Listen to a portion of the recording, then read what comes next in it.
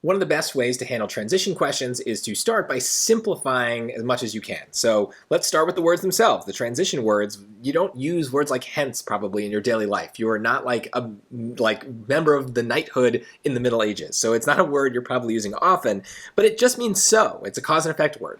So we'll see if that matters once we kind of get to the sentences, but we can also do the same thing for the other choices. Moreover is basically a version of the word and or the word also, which just kind of connects to similar ideas.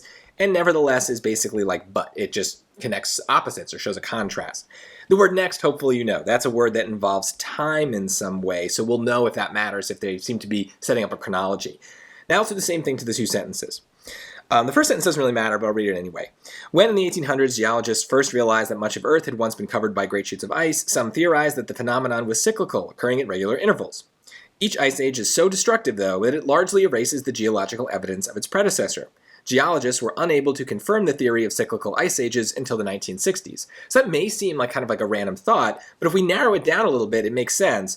Each ice age is destructive. It largely erases the evidence of its predecessor. So if the evidence is not there, then the geologists would be unable to confirm the theory of the cyclical ice ages because the evidence keeps getting erased. So this feels like a so situation, and that would mean that hence is the answer.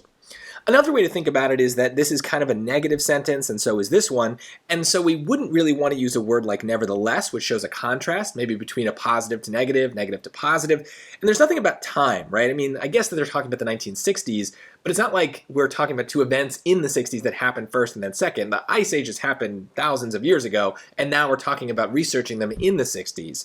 Now, the word moreover is tricky because it could be used to connect two negative ideas, but it's not going to be the answer unless everything else is bad.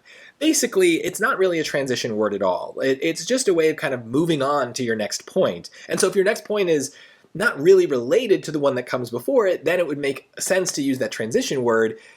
But if there's any sort of connection, any sort of meaning that we're trying to convey with our transition word, words like moreover are not going to be the answer. So the only time I ever pick those is when everything else is provably wrong. And the word so does kind of give us that extra little connection that we need to understand how this story is being told. It's not to say that moreover is going to always be wrong or that similar words are always wrong. It's more just that like we need to know that they're only going to be right by process of elimination.